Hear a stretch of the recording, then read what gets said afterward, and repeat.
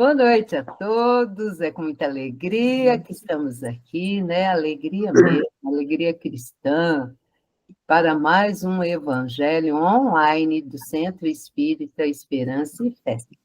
Sou a Tânia, né, meus amigos? Há quantos anos nós já estamos aqui, né? Desde a pandemia, graças a Deus, com o nosso Evangelho, né? Estudando.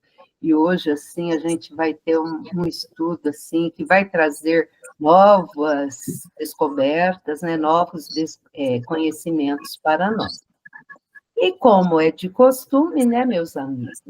Nós sempre iniciamos com uma leitura de sensibilização pela nossa amiga Solange. Solange, seja bem-vinda. Muito obrigada, Tânia. Boa noite a todos. Terra proveitosa. Porque a terra que embebe a chuva que cai muitas vezes sobre ela e produz erva proveitosa para aqueles por quem é lavrada, recebe a bênção de Deus.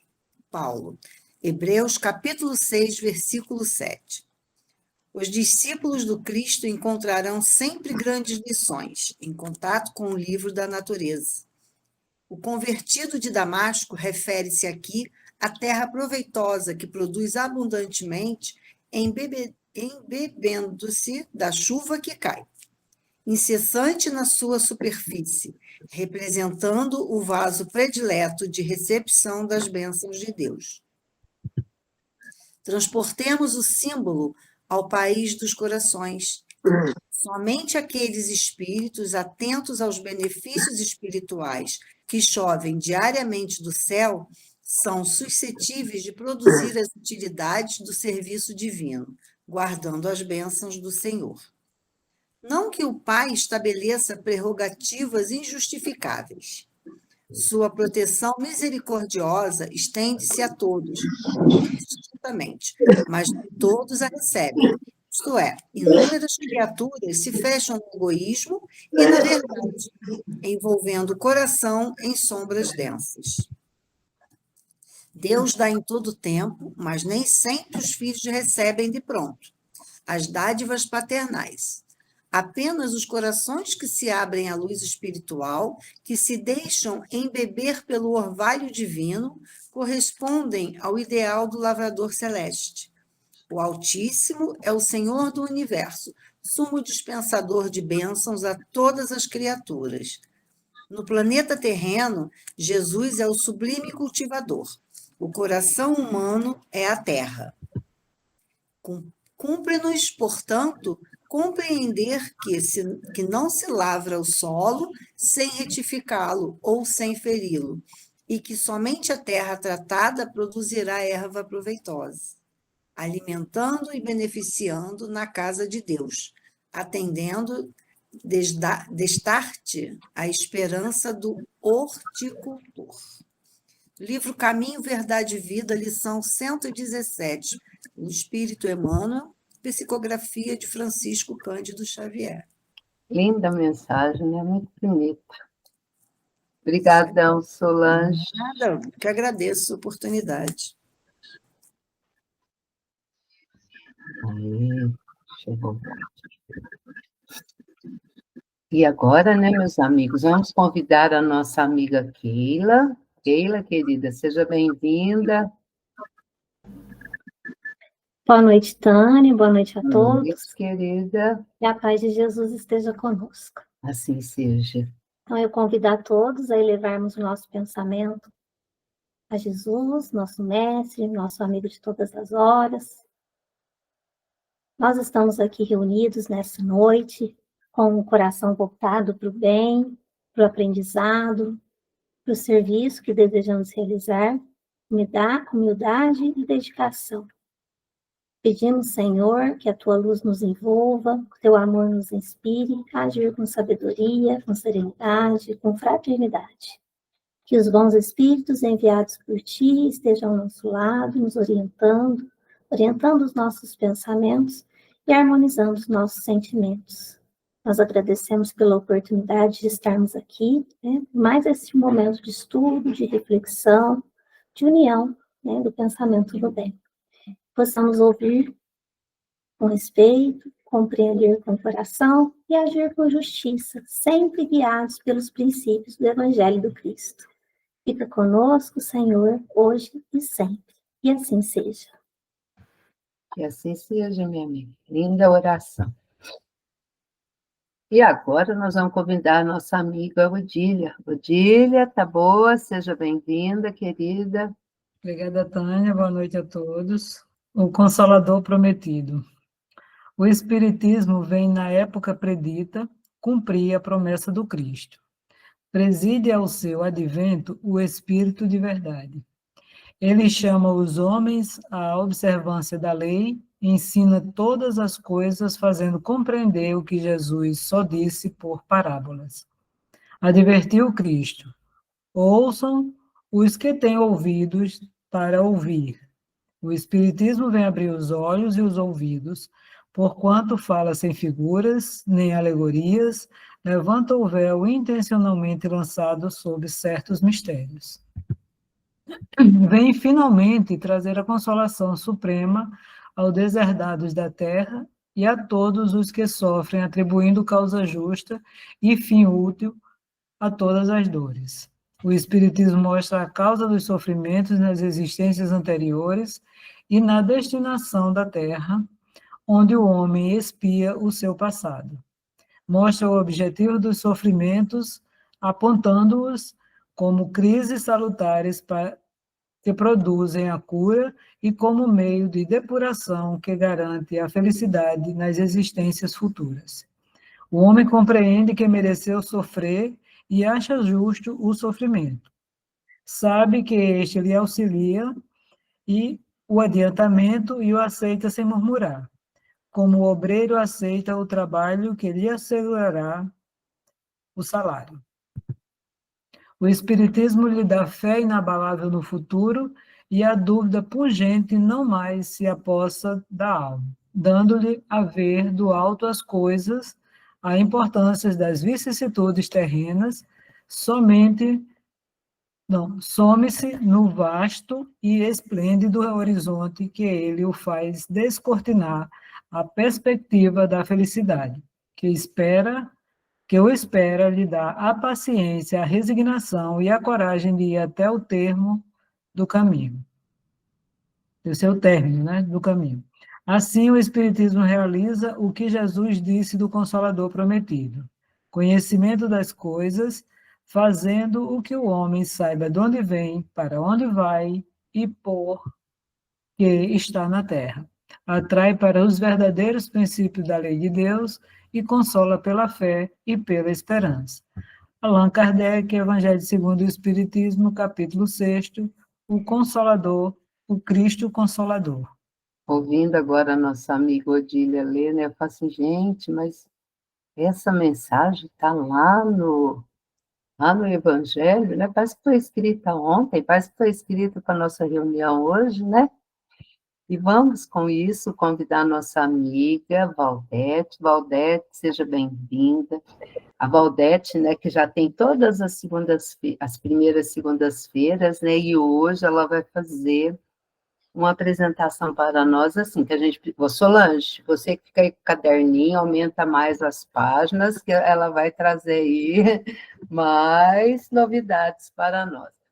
E eu estava refletindo, né, até com a nossa amiga Deise, que está aqui, a beleza da nossa doutrina ter um progresso. Eu vou usar o termo progresso, porque o progressismo eles têm utilizado erroneamente, né, minha amiga Valdete? Sim. Esse progresso... Então, esse progresso que a gente vê dentro da doutrina espírita, que também nosso espírito tem, né? Nós estamos aqui para evoluir. E hoje ela vai trazer, né, notícias sobre o nosso querido codificador, que se estivesse aqui conosco, 221 anos, né, Valdete? Seja bem-vinda, querida. 221. Então, seja bem-vinda, que a sala agora é toda sua. Então, boa noite a todos. E vamos, então, falar desse personagem que nós consideramos o mestre. E porque é o discípulo de Jesus que trouxe, então, para todos nós a promessa que Jesus fez, que é o Consolador prometido. Só para aqui um pouquinho, Odete, vou fechar meu som, qualquer coisa vocês me chamam, tá? Se puder pôr na tela cheia, porque tem umas coisas aí que estão bem miudinhas, né? Então, nós dividimos em duas partes. O Rivaio, Hipólite, Leon, Denizar, Rivaio, até tem uma coordenadora do curso que eu faço, ela é do dia 3. Eu falei, nossa, você é do dia de Kardec? Ela falou, do Kardec não, é do Hipólite, Leon, Denizar, Rivaio, depois que ele vira Kardec. Mas quem nasceu foi o Rivaio, não foi o Allan Kardec. Allan Kardec veio muito depois. E sem o Rivaio não existiria o Kardec. E a gente tem ouvido falar tudo, a evolução que houve e os fatos acontecidos da vida do Rivaio até Kardec. Então, por isso que eu copiei deles, né, de Rivaio a Kardec. E atualizações, eu já comecei com as fotos.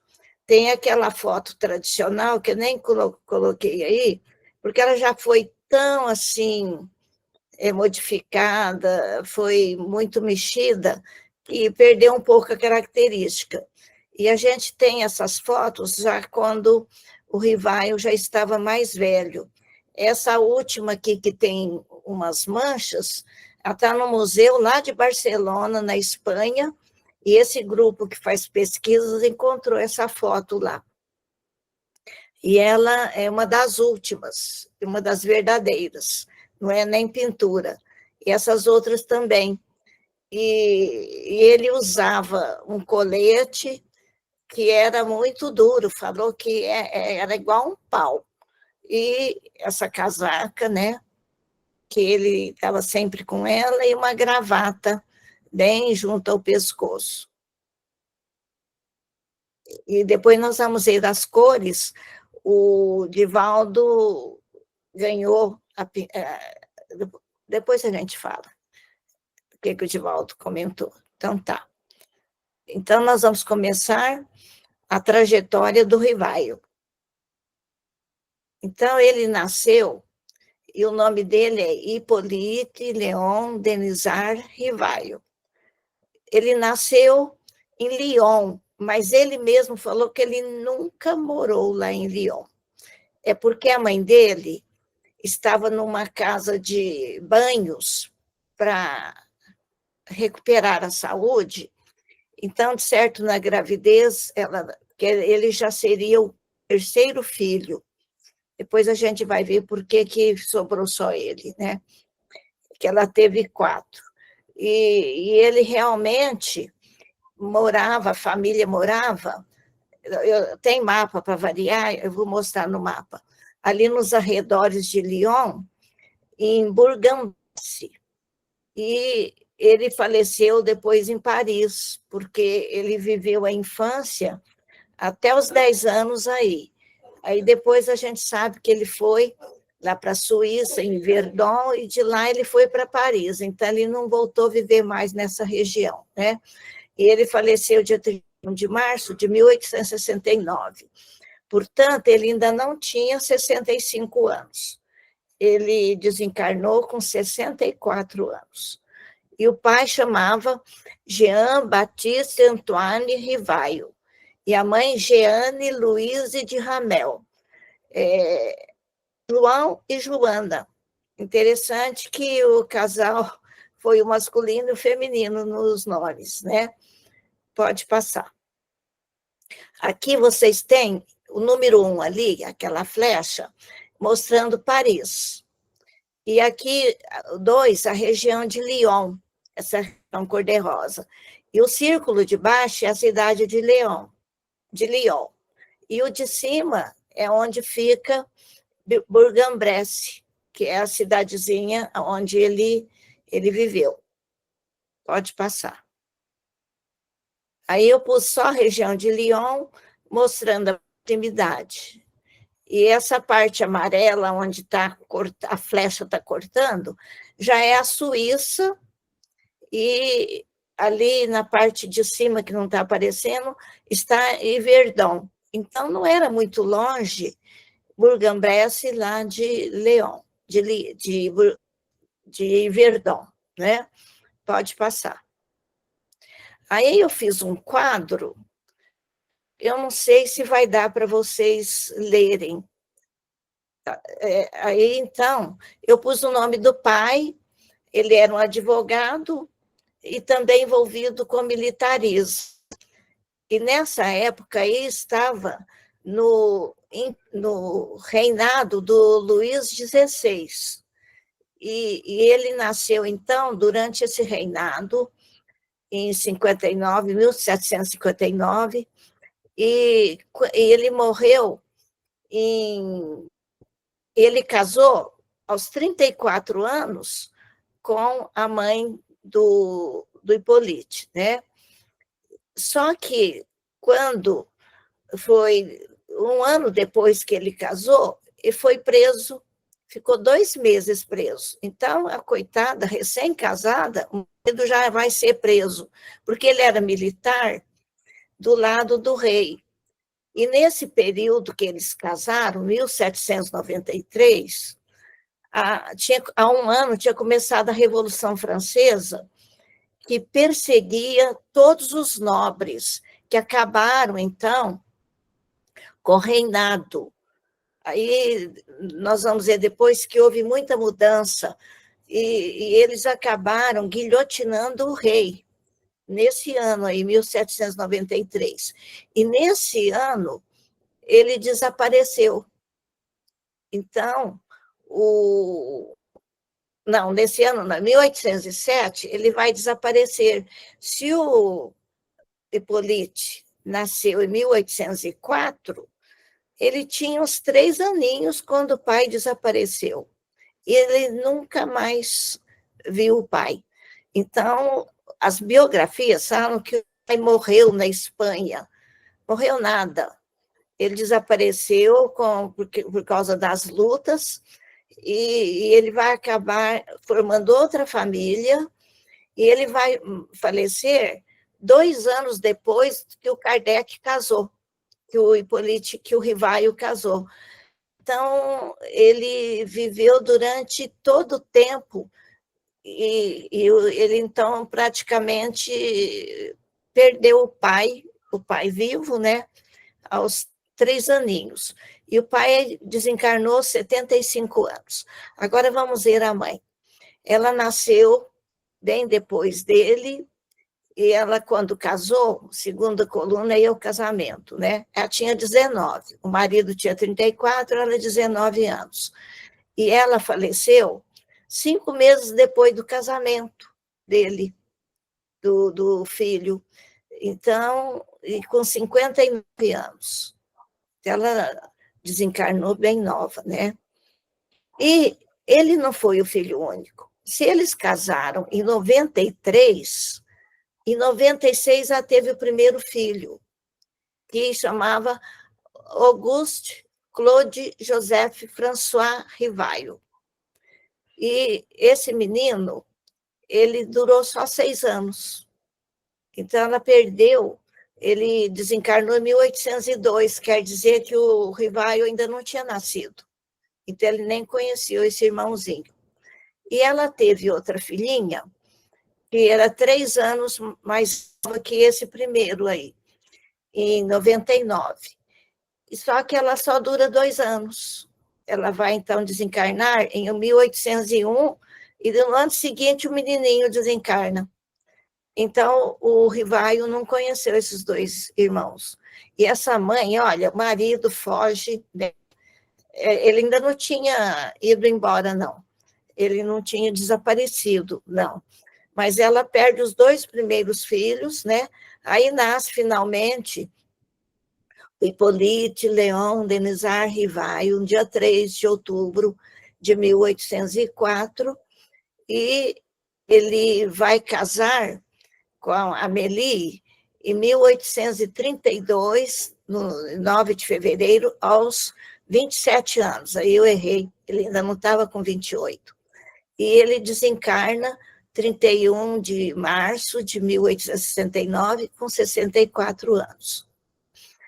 E ainda teve uma irmãzinha, que eles acham, essa aí não achou documento nenhum, porque esses irmãos, eles acharam atestado de óbito, de nascimento, então, tudo ali nos cartórios, ali daquela região de Bourg-en-Bresse, de Lyon, foram encontrados documentos. Então, antes a gente não ouvia falar que tinha tido esses irmãos, né?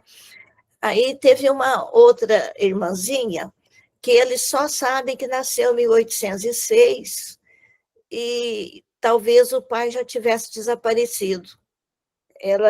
A Jeane deixou ela grávida, né? Só que não tem notícia. A gente sabe que ela morreu também, porque aí quem cuidou do Hippolyte foi a mãe e a avó. Por quê? Porque o avô, outra coisa, o pai da Jeane, ele não sabe a data que ele nasceu, mas ele era uma família importante, a família dela, bastante rica e nobre, e tinha muitas relações com o rei. E eles cobravam daquele povo ali impostos, eles tinham certo domínio. Aí, quando veio a Revolução Francesa, ele foi prender o marido, né, o pai do Hippolyte, 2 meses, mas soltaram. E o pai da Jeane foi guilhotinado. No ano seguinte que ela casou, o pai foi guilhotinado. Então, ela perdeu o pai, depois, casada, o marido foi preso, aí depois ela teve os filhos e morreram. Ó, por que situações passou, né? E quem cuidou dele foi a Jeane com a mãe, a avó do Hippolyte, Charlotte Marie Bochart.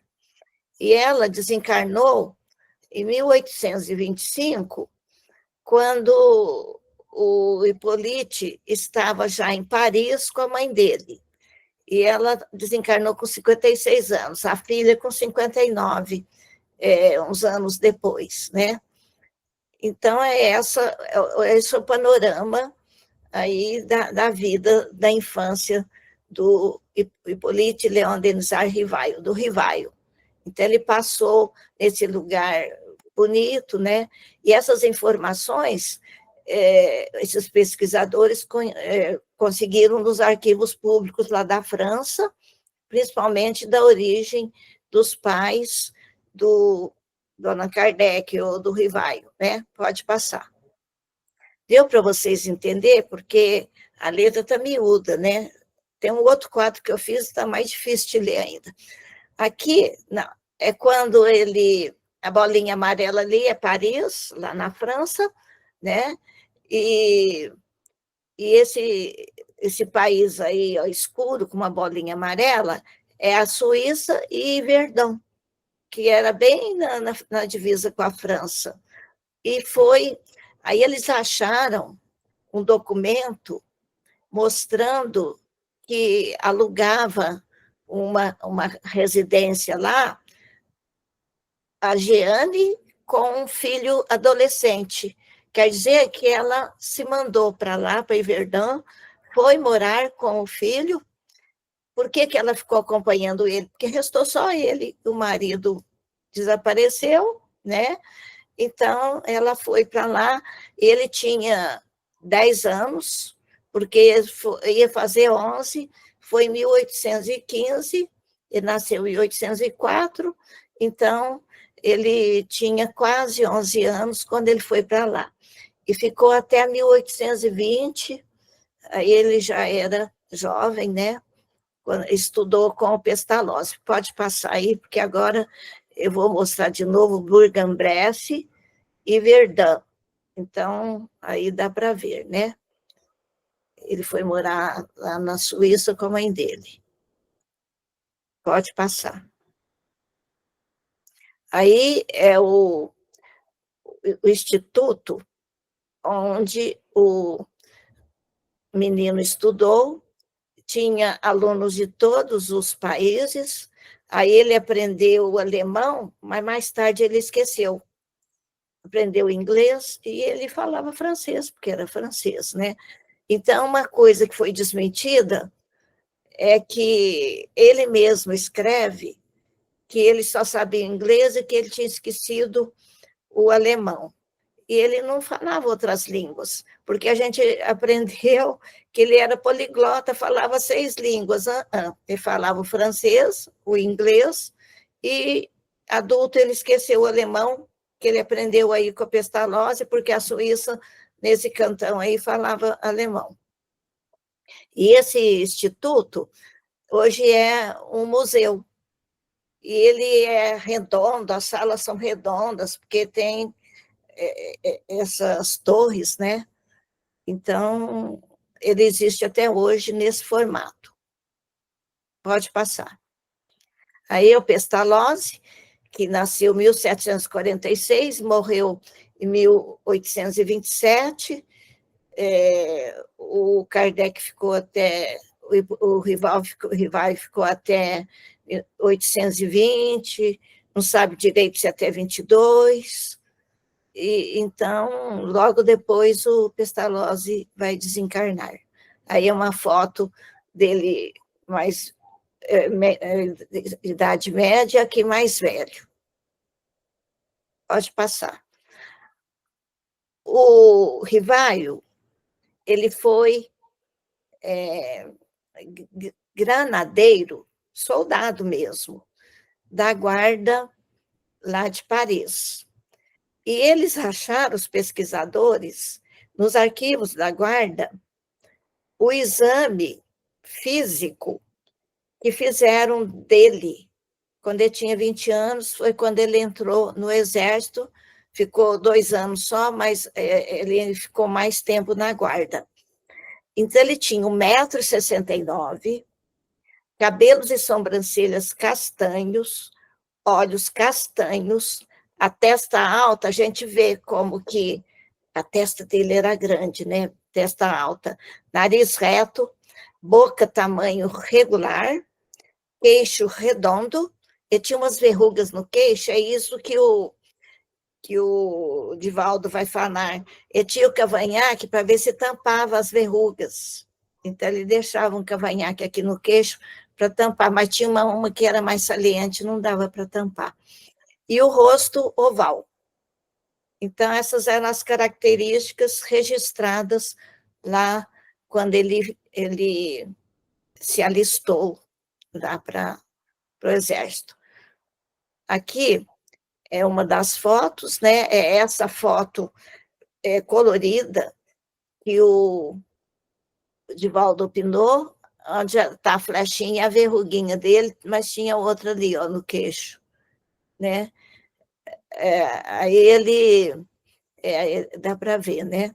Aí ele foi falando as cores da roupa para o rapaz que tinha levado para uma moça pintar, porque os espíritos falaram, né, para o Divaldo, tudo, as informações detalhadas.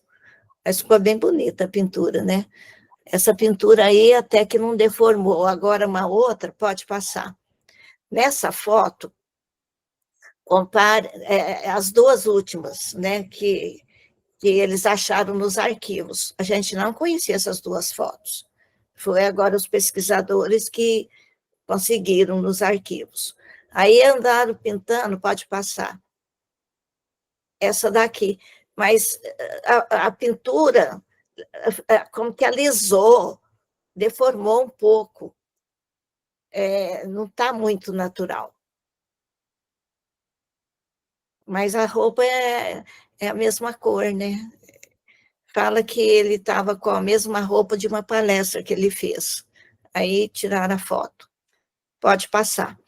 Bom, agora nós vamos falar, depois que ele vai para Paris, não sabe se foi em 22, se saiu realmente lá de Verdun em 1820, né? Mas a primeira coisa, aqui é o uniforme do granadeiro, que eu entrei na internet para ver como que eles vestiam.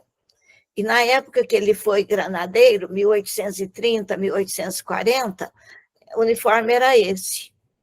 E daí ele tem aluno, que foi aluno dele, que escreveu carta e falou que, às vezes, ele dava aula com a farda, porque, de certo, ele estava em serviço e ia lá no Instituto dar aula fardado, né?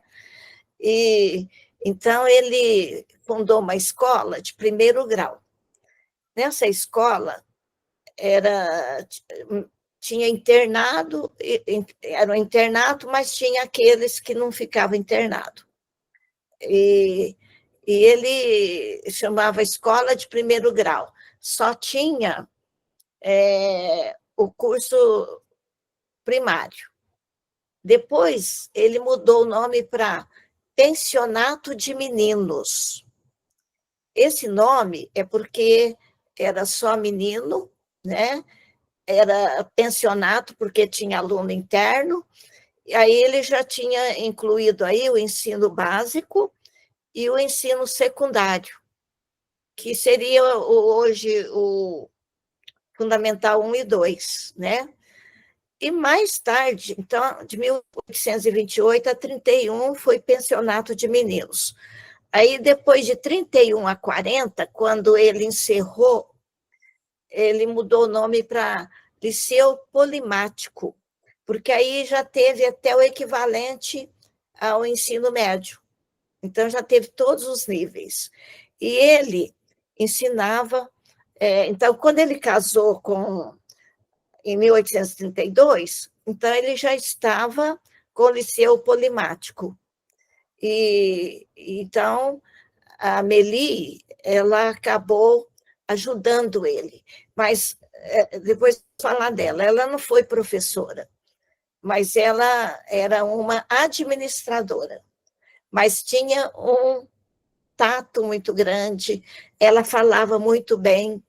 E antes deles casarem, ele convidou-a para ela ser governanta. Aí todo mundo pensa que governanta é dirigir e fazer as coisas assim de uma casa, né? Não, era governanta naquela época. O Kardec no texto ele explica isso. Governanta é aquela que administra e não faz o serviço. Administra a cozinha, administrava aí o trabalho dos professores. Então, para administrar tudo, tem que ser uma pessoa de muito assim, muito tato, conhecimento, relações, né?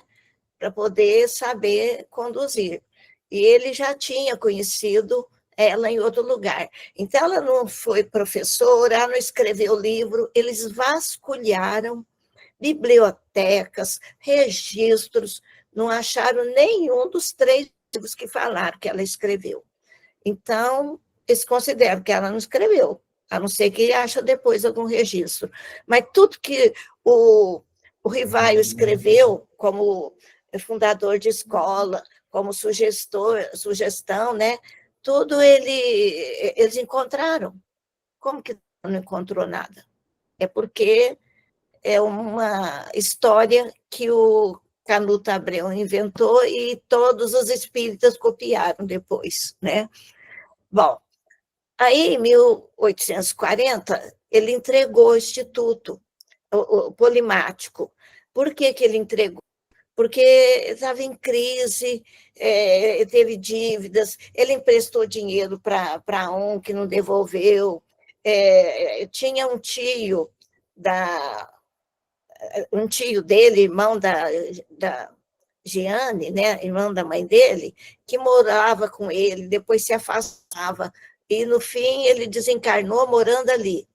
E olha que ele casou com a Amélie, e a sogra foi morar junto. E a Meli não fez questão. Depois esse tio também ficou morando lá. E esse tio deu bastante trabalho a eles. E, então, ele teve essa situação difícil.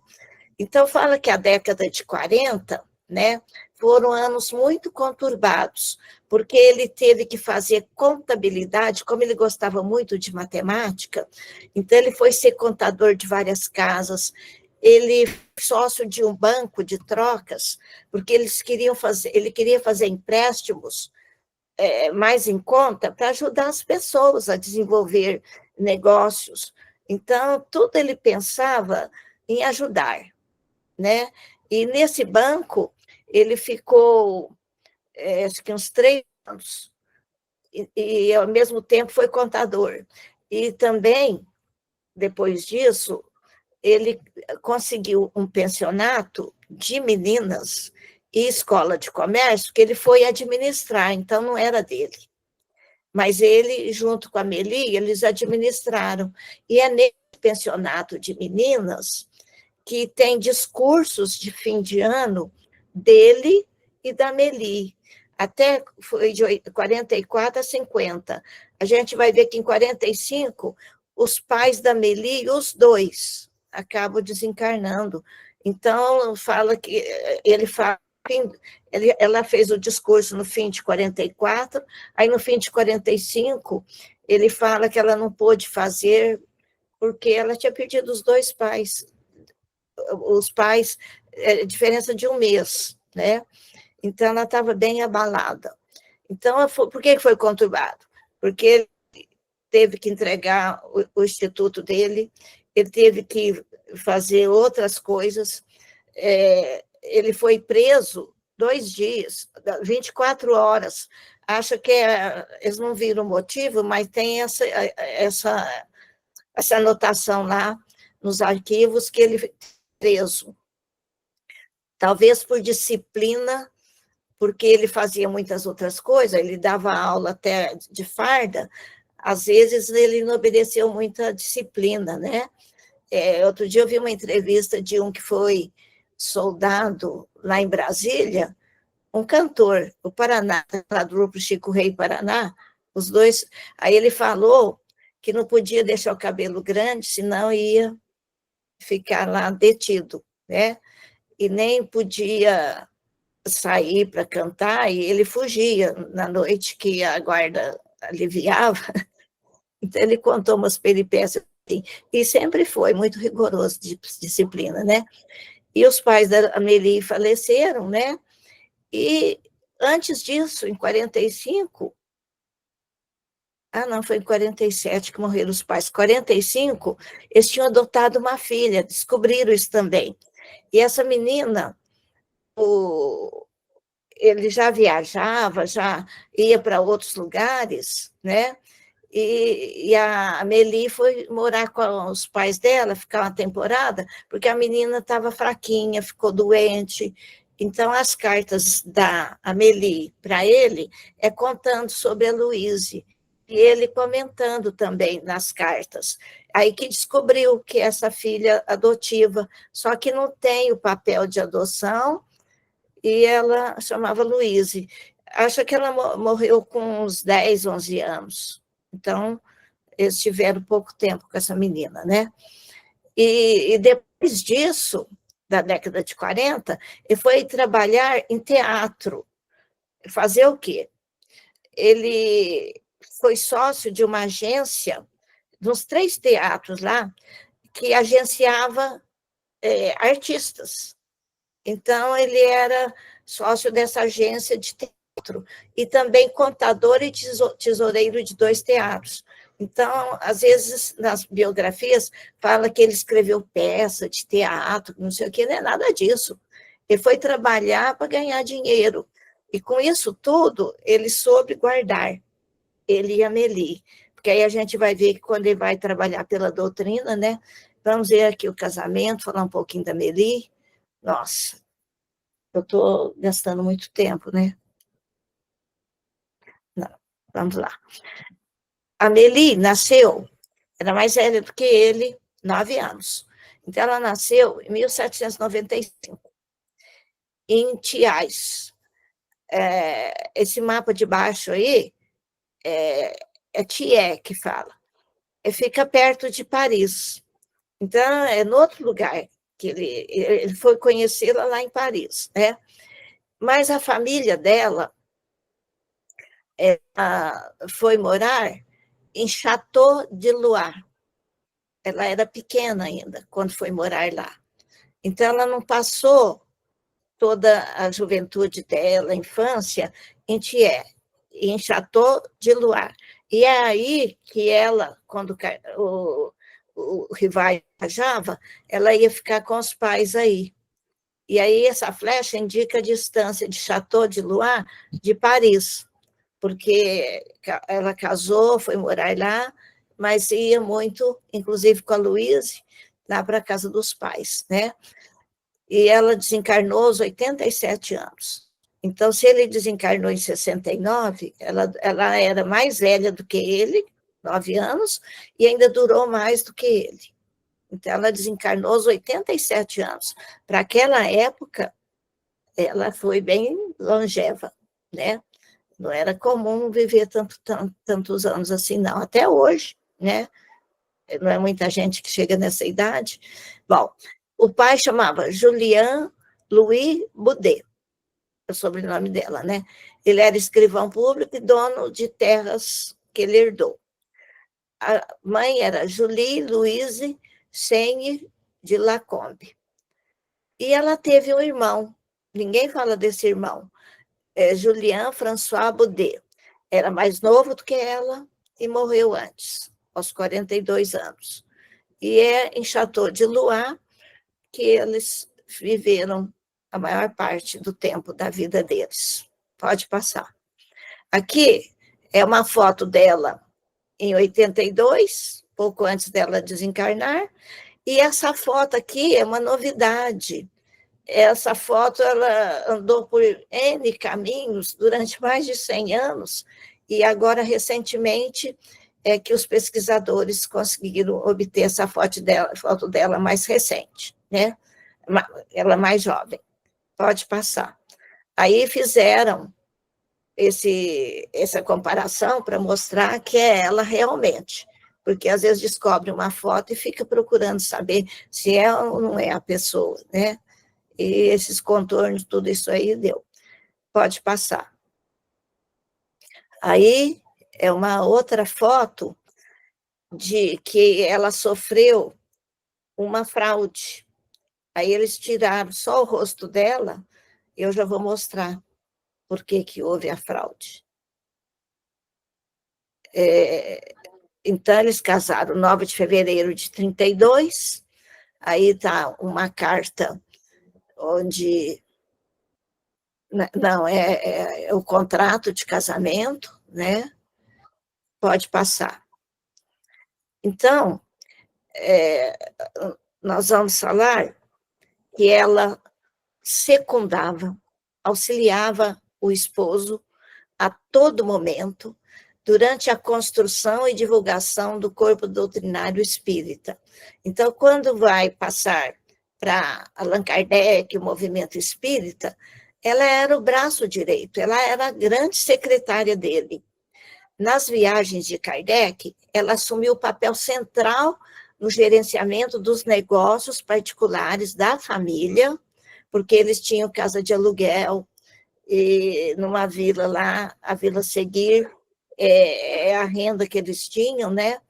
E no trato dos assuntos ligados ao espiritismo. Então, aquelas cartas que o Kardec recebia quando ele viajava, ela que respondia, ela recebia visita, ela recebia notícias do movimento, né, espírita, ela fazia tudo, ela como se fosse o próprio Kardec. E após a desencarnação do marido, ela assumiu uma função central para a continuidade do espiritismo. Então, ela foi muito importante na elaboração que o Kardec fez. A gente nem fala codificador. Codificador é organizador, mas ele foi um elaborador porque ele teve um trabalho insano de selecionar mensagens, tirar conclusões, e vai pondo na Revista Espírita. Ali ele ia vendo, receber outras mensagens, ia analisando, aí via que aquilo podia ser melhorado, né?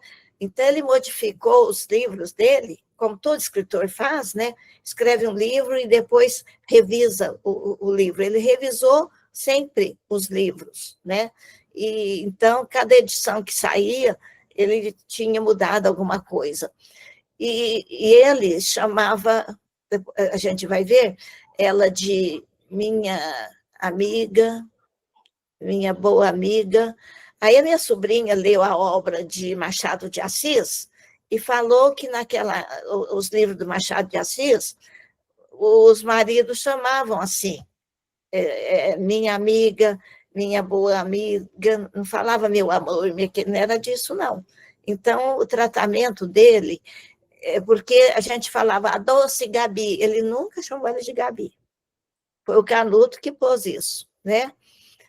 Deixa eu ver, volta ali um pouquinho, se eu esqueci de falar alguma coisa. A boa amiga esteve envolvida com assuntos ligados ao espiritismo até desencarnar, ocupando posição de destaque no movimento espírita francês. Documentos atestam a sua lucidez e o equilíbrio de sua razão no final de sua vida. Olha que ela desencarnou com 87, lúcida, tendo noção de tudo, mas ela acabou sendo meio menosprezada pelos espíritas, né? Não é novidade isso acontecer, né?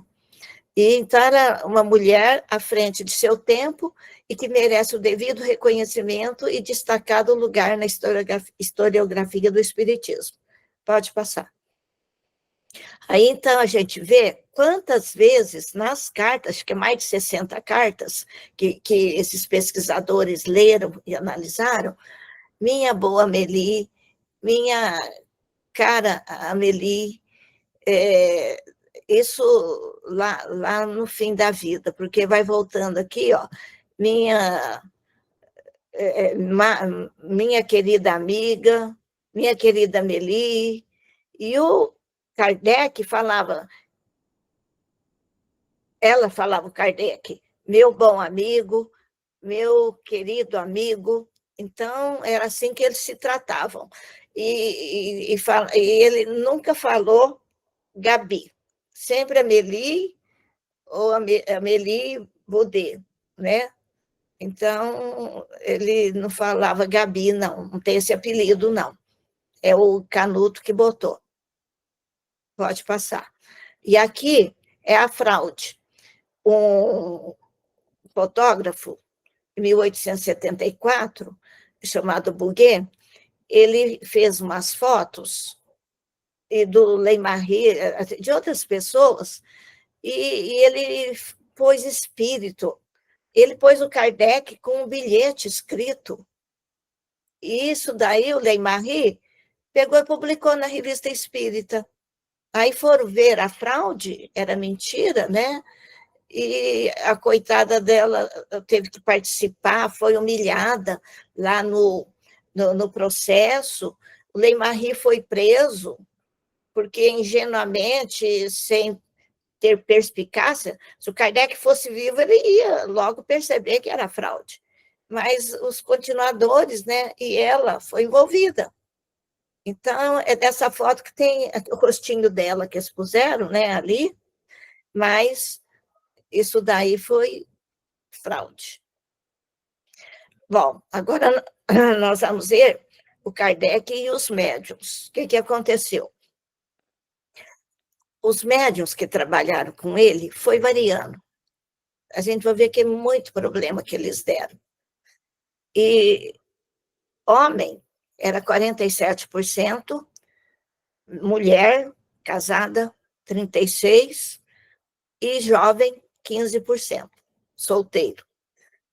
As mulheres eram 52% e os homens 47%. Então, a maioria das médiuns eram mulheres. E nós vamos começar com as famosas, as que começaram a receber o Livro dos Espíritos, que virou o Livro dos Espíritos, né? Falou que eram 2 adolescentes, não eram nada. Quando saiu o livro, elas trabalharam com o Kardec, acho que 56, 57. Aí, uma chamava Pelagie Baudin, tinha 28 anos. A Catherine Caroline Baudin tinha 30. E as 2 casaram no mesmo dia e mudaram de Paris. Então, elas dispersaram, foram embora. Então, elas ajudaram a receber a primeira edição do Livro dos Espíritos e não continuaram, porque casaram, né? Eram excelentes médiuns, mas não foram só elas que elaboraram. Acho que 1/3 do livro foram elas que receberam, mas teve mais uns 9 médiuns, uns 8 médiuns, né? A outra que ajudou foi a Celina Jafé. O nome dela é Celina Eugenie Becquet. Mas ela, aos 24 anos, ela se tornou médium profissional, recebia. E aí ela resolveu mudar o nome dela, em vez de Celina Eugenie Becquet, ela pôs Celina Jafé. Aí, aos 34 anos, Kardec a encontrou lá na casa de um magnetizador, porque ela só recebia se fosse magnetizada. Se recebesse passe, não era espontâneo assim, então tinha que ser magnetizada. Esse senhor Rustam é que magnetizava. Aí o Kardec foi à casa do senhor Rustam e encontrou ela lá. E percebeu que, apesar dela ser profissional, mas ela se propôs a ajudar a receber, né? A recebia, então, mensagem que o Kardec foi anexando. Então, ela participou da primeira edição do Livro dos Espíritos. Aí, quando ele publicou a primeira edição, no dia 18 de abril de 1857, tinha 501 perguntas. Aí, em 1860, ele vai lançar a segunda edição. E nessa segunda edição vai para 1.019 perguntas. E ele mudou, acrescentou muita coisa, complementou perguntas que ficaram assim, meio na metade, né? E ela ajudou a fazer a revisão. E os espíritos marcavam horário e ela obedecia para poder fazer a revisão. E ela fez tudo assim espontaneamente, de bom grado. Só que mais tarde, ela foi contra Kardec, acusou o Kardec, falou que ele não pôs o nome na obra, mas o Kardec, vocês podem ver como que esses pesquisadores conseguiu ver que tal mensagem que está lá no Evangelho foi tal médium, tal mensagem que está no Livro dos Médiuns foi tal médium. Porque na Revista Espírita, ele punha a mensagem e o nome pode ir passando aí, e o nome da médium. Aí os pesquisadores foram juntando. Olha que trabalhão, lendo a revista, comparando com os livros, né? Aí vem agora a irmã Cidifo, que muita gente conhece, que é aquele médium de Minas, o Vanderlei, recebeu livros da irmã Cidifo, né? Só que ele também desvirtuou um pouco. E a irmã Cidifo, falaram que ela tinha 16 anos quando ela foi ajudar a receber mensagem. Não, ela tinha 18. É que ela escreveu um livro, mediunicamente, com 16, mas com Kardec, ela foi no lançamento, né, do Livro dos Espíritos, aí foi que Kardec encontrou, e ela foi a revisora da segunda edição e ajudou muito no céu e inferno, nas mensagens, aquelas mensagens que está até fazendo filme lá dos espíritos, né? Essa daí não deu tanto trabalho, ajudou bastante. Bom, agora eu vou falar de outros médiuns, e eu fiz um quadro. O Dambel ele foi o primeiro secretário. Quando a Meli estava sobrecarregada, já não aguentava mais, Kardec arranjou um secretário. Esse secretário, o primeiro, ficou 4 anos. Ele era confiável, fazia o trabalho do jeitinho que o Kardec queria, né? E ficou 4 anos, e ele recebia o espírito de Erasto. E ele, então, mensagens que ele recebeu de Erasto, está no Livro dos Médiuns, no Evangelho segundo o Espiritismo, Céu e Inferno. Só que os espíritos avisaram Kardec para ter cuidado com ele, porque ele ficou vaidoso, personalista, tornou-se falso. Aí Kardec afastou ele infelizmente, da secretaria. Ele teve mais 2 secretários. E ele publicou depois, no jornal que ele tinha, muita mensagem do Erasto, só que não dava para reconhecer o Erasto. Então, o próprio Erasto se afastou dele, e o espírito, como o nome de Erasto, começou a publicar umas mensagens que o próprio Kardec viu que nada a ver. Ele acabou suicidando, porque não deu certo o projeto dele com o jornal dele e tal, né? Olha só, fez um trabalho sério e, no fim, escorregou. Aí veio o senhor Rose. Esse daí trabalhou 2 anos, 59 e 60. É quando, então, ele recebia São Luís, Vicente de Paulo, o Espírito da Verdade. Foi muito bem, mensagens lindas. E ele, então, ajudou na 2ª edição do Livro dos Espíritos, no Evangelho e no Céu e Inferno. Só que em 62 ele ficou obsidiado. Aí ele começou a escrever umas coisas fora da doutrina. E acabou sendo internado e morreu obsidiado, fascinado totalmente. Certo? Olha, que médios, cada um com um problema maior que o outro, mas ainda bem que o tempo bom começou com o Kardec, só que é vaidade, não saber, né? É por isso que fala, médium precisa estudar muito, precisa ser criterioso, ter uma disciplina, não é fácil, porque senão descamba. Depois vem uma judia, senhorita Rouet. Ela ficou 60, 61. Ela recebeu São Luís e outros espíritos, e ela ajudou no Evangelho. Só que ela acabou sendo dispensada porque ela estava fazendo mau uso da mediunidade. Certo? Recebeu coisas boas e fazia outras coisas estranhas. Foi mandada embora lá da Sociedade Parisiense de Estudos Espíritas. Depois vem a senhora Costel e o marido, o senhor Costel. Trabalharam 5 anos. E eles mudaram o nome, porque o sobrenome deles era Lescaut. Aí, trocando as letras, deu Costel. Então, eles preferiram assinar Costel e não o sobrenome deles, né? Recebeu uma enxurrada de mensagem a senhora Costel. Umas 70, com mais umas 10, mas muito poucas mensagens foram aproveitadas. E isso ela recebeu, então, desse protetor dela, o Jorge, tem muita mensagem dele. Ele foi artista, acho que ele era cunhado do Dambel.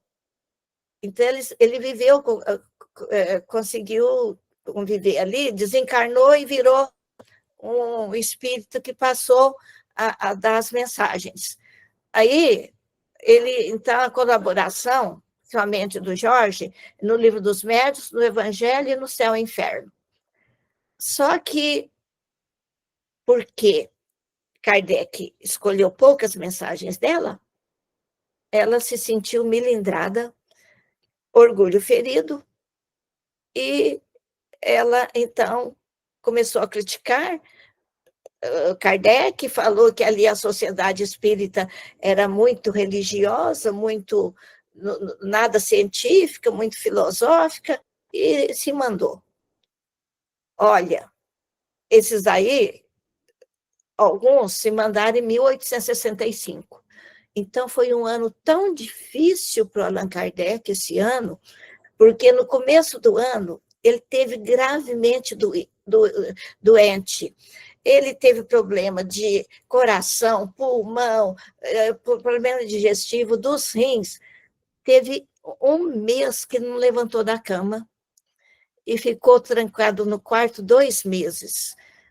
A Nelly levou até na Suíça e foi tratar lá, em Estância Mineral, mas mesmo assim, ele ainda teve encontro com Napoleão III, que era o imperador, e que problemas mais? Esses médiuns que desertaram, abandonando, criticando, discordando dele, fazendo propaganda de ideias contraditórias em livros, em jornais, né? Então, que problemada. Mas o danado conseguiu lançar o céu e o inferno. Por isso que está fazendo agora 160 anos, porque foi 1865, nós estamos em 2025, então está fazendo 160 anos do Céu e Inferno.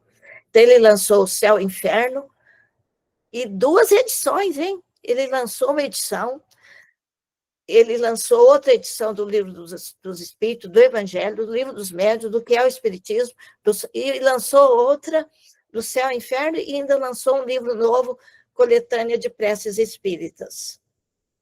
É incrível o que esse homem fez, né? Aí, em 1848, ele comprou essa vila, que tinha várias casas e até uma igreja, uma capela. E antes dele, eles iam à igreja, a Meli ia, tinha missa às vezes nessa igreja aí. Então, hoje, olha como que é essa vila. A vila ficava como numa chácara. Hoje é isso aqui, ó, está no meio da cidade, essa porta, né? E ele comprou em 1849, e na véspera dele mudar para lá, aí ele ia mudar para lá, ele desencarnou. Então, a Meli morou sozinha, viúva lá. E eles passavam fins de semana, eles faziam o que lá? Reuniões bastante privadas, quando ele queria, pegava médium de confiança, e ia para lá e ouvia o espírito de verdade, esses espíritos protetores, para falar do trabalho, para dar indícios desses médios que estavam atrapalhando, né? Era tudo nessa Vila Seguir, né? Aí, vamos ver agora politicamente. Dá para ver? Ou deixa? Nossa. É só mostrar que ele viveu quando Napoleão foi imperador, depois o Napoleão foi derrubado e veio de novo uma monarquia, só que constitucional.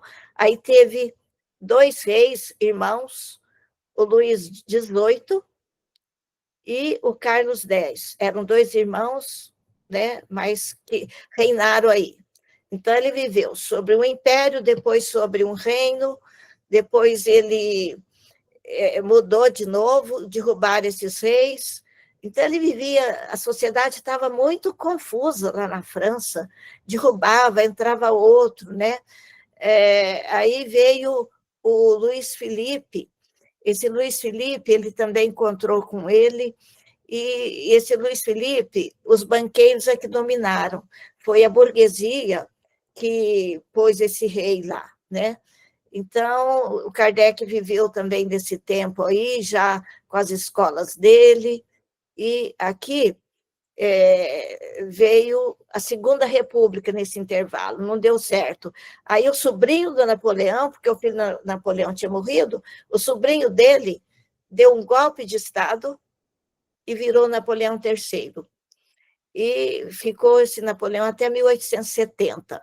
Então, Kardec viveu vários anos, mais de 10 anos, sob o domínio do Napoleão III.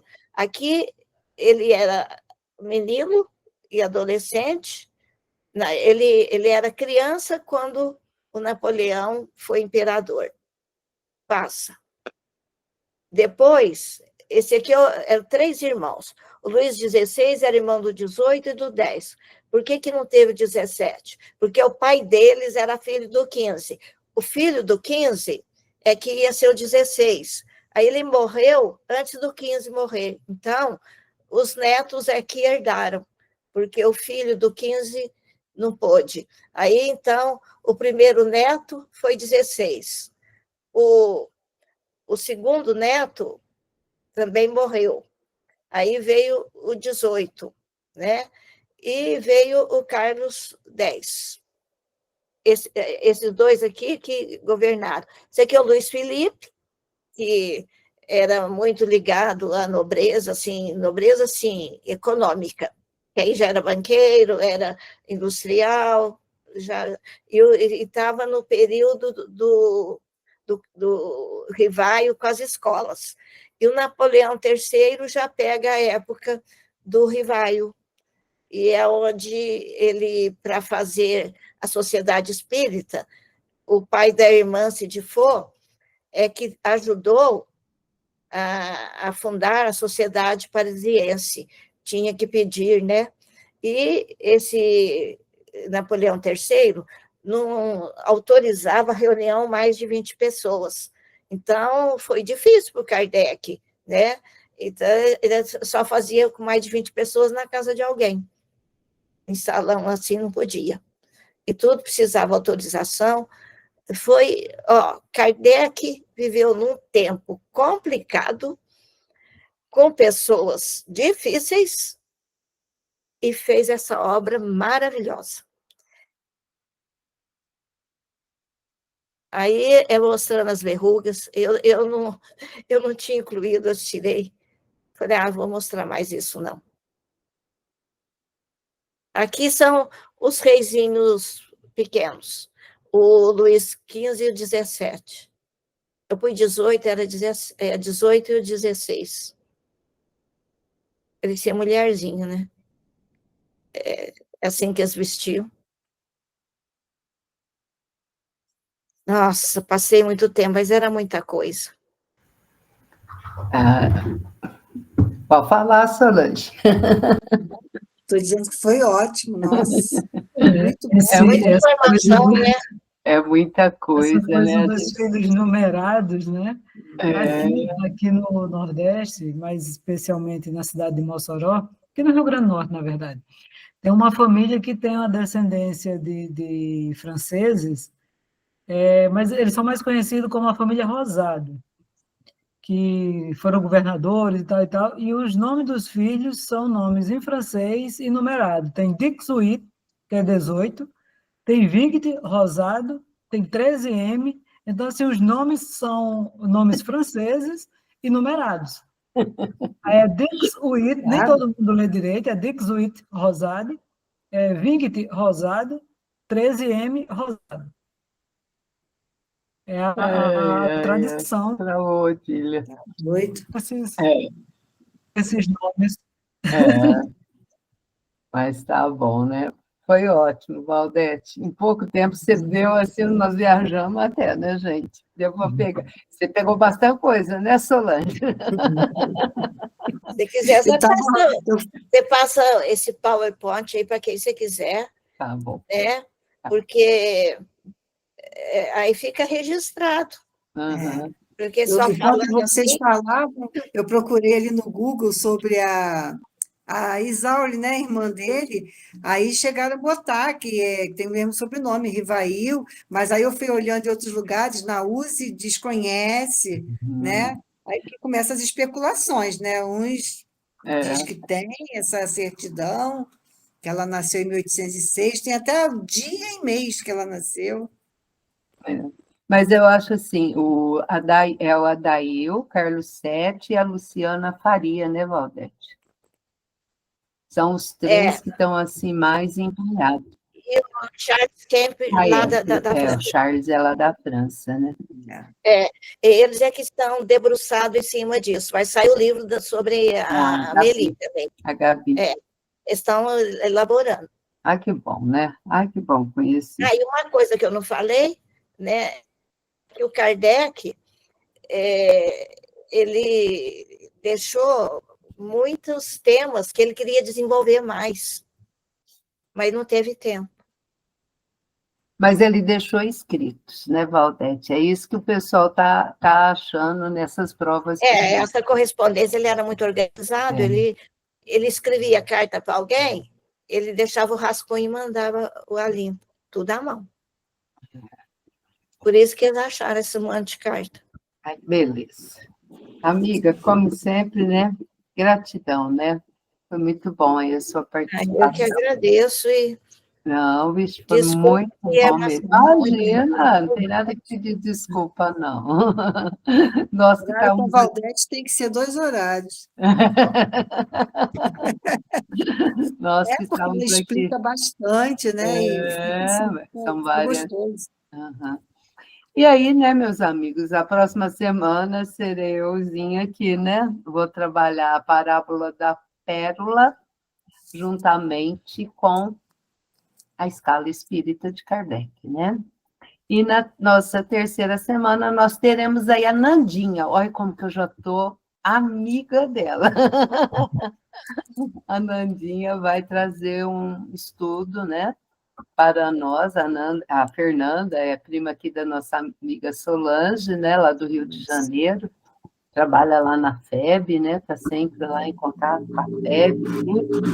Ela vai trazer um estudo Sua prima? sobre... a prima da Solange. Fernanda Dias. Fica aí o convite, Valdete, eu te passar o link para você conhecer a Nandinha. E aí nós vamos ter o estudo dela, e na última semana...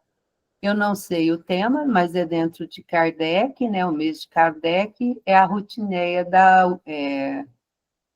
USE. Então, tá aí a nossa agendinha, né? Os nossos convites. Então, agora, nós vamos para a nossa sensibilização final, agradecendo sempre a esse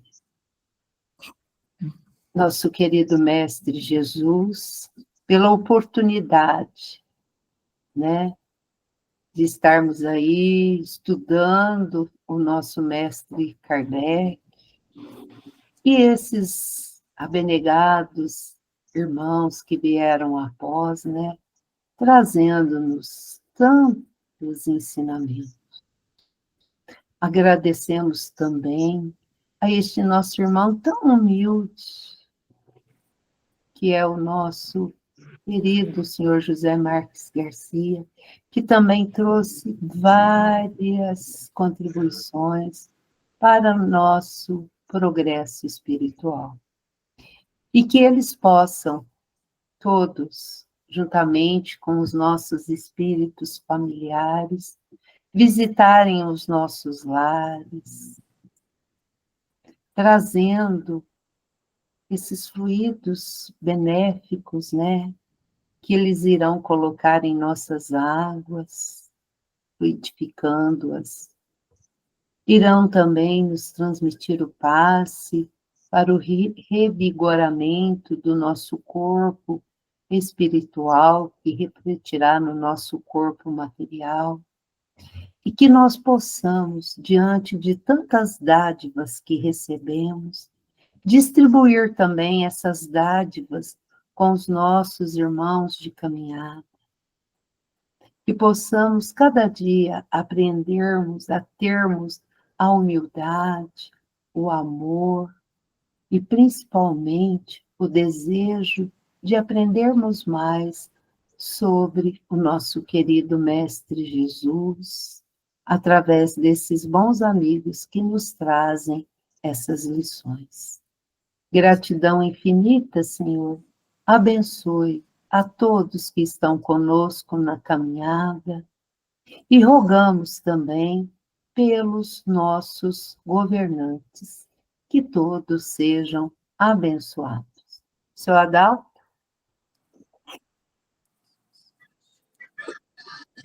Senhor Jesus, fonte de todo amor e paz, nós vos louvamos e agradecemos pela família que nos destes. Reconhecemos a vossa presença em nosso lar e a importância da união e do amor entre nós. Pedimos, Pai, que abençoe cada membro da nossa família, protegendo-nos de todo o mal, das doenças, dos perigos, das más influências, que a vossa luz ilumine nossos caminhos e nos guie na busca pela felicidade e pela realização dos nossos sonhos.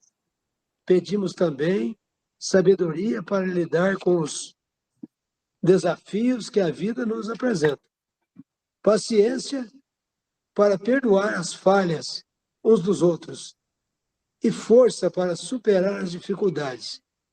Que o vosso amor nos una cada vez mais, fortalecendo os laços de afeto e respeito em nosso lar.